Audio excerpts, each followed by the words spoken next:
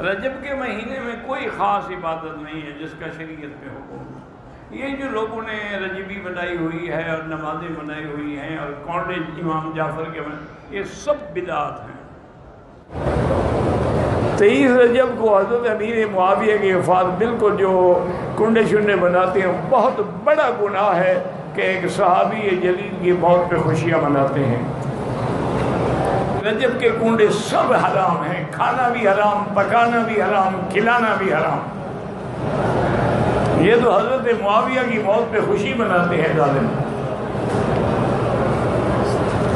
امام جعفر کا کوئی تعلق نہیں کنڈے سے، وہ کوئی رجب میں تھوڑے پیدا ہوئے تھے۔ کنڈوں کا ختم جو ہے وہ خالص شیعہ کی رسم ہے جو حضرت معاویہ کے بغض میں وہ کرتے ہیں۔ اس کا کھانا بھی حرام ہے، کھلانا بھی حرام ہے۔ حضرت معاویہ رضی اللہ تعالی عنہ کی دعا منظور ہوئی اور آپ 22 رجب کو وفات فرمائی۔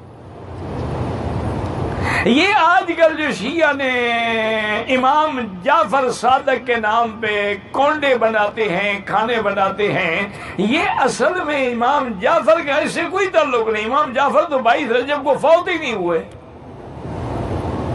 اصل میں یہ بغض معاویہ ہے، وہ حضرت معاویہ کی موت پہ خوشی مناتے ہیں اور کونڈے بنا کے لوگوں کو کھلاتے ہیں۔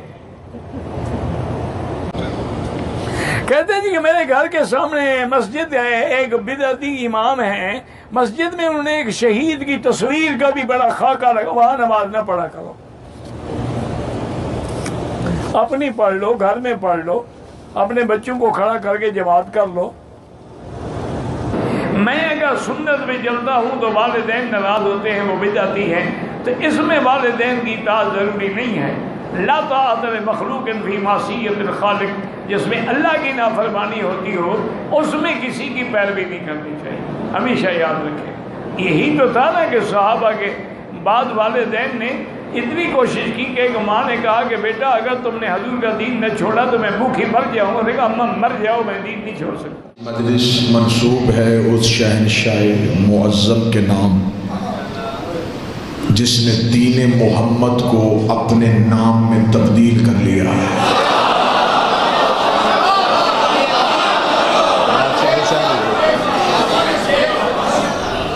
میری کوشش ہوگی جتنی دیر تک میں ممبر کے مصلی پہ ہوں میری گفتگو کا قبلہ اسی بادشاہ کی دہلیز رہے۔ میں نے جملہ کہا سیالکوٹ میں یہ وہ شہنشاہ ہے جس نے دین محمد کا نام اپنے نام پہ تبدیل کر لیا ہے۔ بندے ہم اللہ کے ہیں، امتی ہم نبی کے ہیں، کلمہ ہم علی کی ولایت کا پڑھتے ہیں، ماتم ہم حسین کا کرتے ہیں، کہلواتے ہم جعفری۔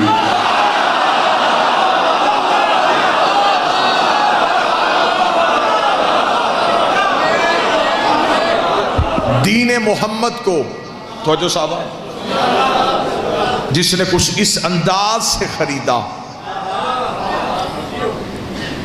رسول بھی صادق تھے، یہ بھی صادق، انہیں عرب کے کفار صادق کہتے تھے، اسے خود صادق صادق کہتے تھے۔ صادق کہتے ہیں سچے کو، اس گھر میں تو سارے ہی صادق ہیں، اس گھر میں علی جیسا وہ صادق ہے جس کی زبان پہ توحید بولتی ہے، یہ اتنا سچا ہے اس کی لہجے کی معراج میں توحید کو بھی ضرورت پڑتی ہے۔ اس گھر میں حسن اور حسین جیسے وہ صادق ہیں جو توحید کی صداقت کی گواہی کے لیے مباہلے میں جاتے ہیں۔ اس گھر میں صدیقت الکبریٰ ہے، اس گھر میں سجاد جیسا صادق ہے۔ لیکن جب بھی کوئی بندہ بھی گفتگو کرتے ہوئے کہے گا کہ میرے امام صادق نے فرمایا تو کسی کے ذہن میں علی نہیں آئے گا، حسن نہیں آئے گا، حسین نہیں آئے گا، ہر ایک کے ذہن میں صرف ایک ہی بادشاہ کا نام آئے گا جسے جعفر صادق کہتے ہیں۔ تو مجھ میں سوال کرے سیالکوٹ کا مجمع کہ جب یہ سارے صادق ہیں تو نام انہی کا ذہن میں کیوں آتا ہے؟ اس لیے کہ علی کے دور میں جھوٹا امام کوئی نہیں تھا، حسن کے دور میں جھوٹا امام کوئی نہیں تھا، حسین کے دور میں جھوٹا امام کوئی نہیں تھا۔ جب میرے اس شہنشاہ کا دور آیا، کوئی گوشت کے پھٹے سے امام بن کے اٹھایا، کوئی کپڑا بنتا ہوا امام بن کے اٹھایا۔ اتنے جھوٹوں کے مقابلے پہ خدا نے صادق کہہ کے بتایا یہ سب جھوٹے ہیں، یہ سچا۔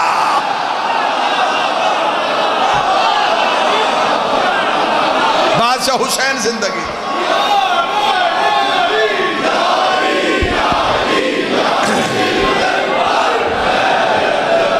مالک حسین زندگی۔ اس شہنشاہ معظم کو صادق کہا جاتا تھے تو سارے ہی سچے، کچھ ایسے اپنی صداقت کو منوایا کہ آج کوئی ہمیں جھوٹا کہہ سکتا ہے، ہمارے امام کو صادق ہی کہے۔ قبلہ تشریف فرمائے ہیں، میں نے اللہ کے قرآن سے آیت پڑھی ہے، خدا نے صادقین کے ساتھ ہونے کا کہا، سچوں کے ساتھ ہو جاؤ، صدیق کے ساتھ نہیں۔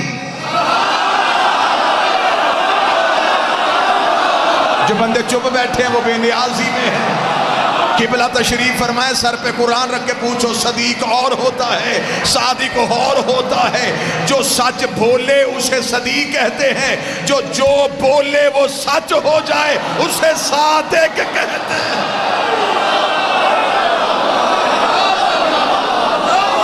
خدا نے صادقین کے ساتھ ہونے کا حکم۔ یہ میرا شہنشاہ ان صادقوں میں سے ایک صادق، ماں کا شجرہ اتنا عزت دار کہ جب مولا امیر المومنین کا میں تھوڑا سا پس منظر میں جاؤں گا تاکہ اس شہنشاہ پہ گفتگو ہو سکے۔ مولا نے فرمایا کہ ہم تمہارا عقد، موضوع یاد ہے، ایران کی شہزادیاں امیر کے دربار میں، مولا نے فرمایا شہربانوں کا عقد حسین ابن علی سے، گہان بانوں کا عقد محمد بن ابی بکر سے۔ مولا علی نے پڑھا، اس بی بی کے ہاں پھر ایک بچے کی آمد ہوئی جسے کہتے ہیں قاسم بن محمد بن ابی بکر۔ اس شہزادے کے بارے میں معصوم فرماتے ہیں یہ عارف آل محمد تھے۔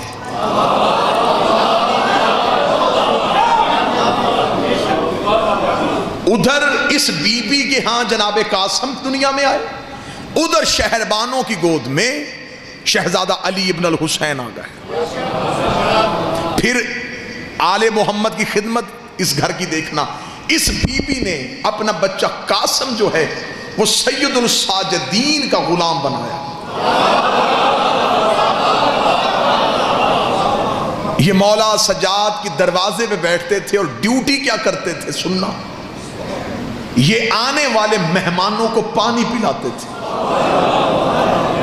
مولا سجاد ان سے محبت کرتے تھے۔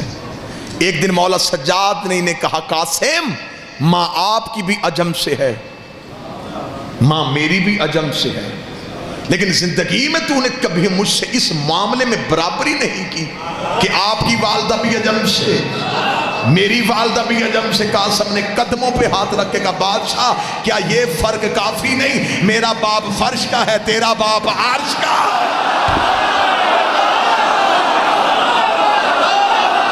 میں ماؤں پہ فخر کیوں کروں، میں ماں پہ ناز کیوں کروں؟ تو حسین ابن علی کا بیٹا،